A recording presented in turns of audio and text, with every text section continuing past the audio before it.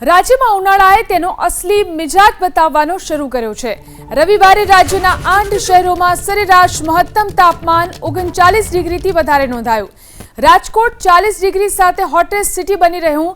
હવામાન વિભાગની આગાહી મુજબ આજે રાજકોટ, કચ્છ અને મંગળવારે અને બુધવારે અમદાવાદ, ગાંધીનગર, બનાસકાંઠા, વડોદરા, સુરત, કચ્છ, અમરેલી, રાજકોટ, સુરેન્દ્રનગર, ભાવનગર, બોટાદ અને કચ્છમાં હીટવેવ માટે યલો એલર્ટ જાહેર કરાયું છે।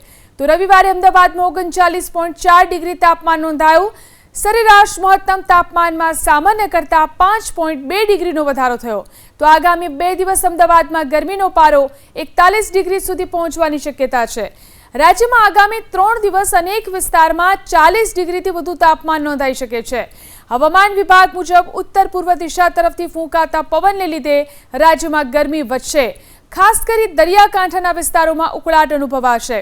આકરા તાપથી બચવા નાગરિકો ઠંડા પીણા અને આઈસ્ક્રીમનો સહારો લઈ રહ્યા છે। તો તાપથી બચવા માટે શરીરને કપડાથી ઢાંકી અને બહાર નીકળવાની તબીબો સલાહ આપી રહ્યા છે। લોકોને પણ હીટવેવથી બચીને રહેવા માટે સલાહ આપવામાં આવી રહી છે, જેમાં બપોરે 12 થી 4 દરમિયાન બિનજરૂરી બહાર ન નીકળવા, સુતરાઉ કપડાં પહેરવા અને પુષ્કળ પ્રમાણમાં પાણી, છાશ કે લીંબુ શરબત જેવા પ્રવાહી લેવા માટે ચેતવણી અને સલાહ અપાઈ રહ્યા છે।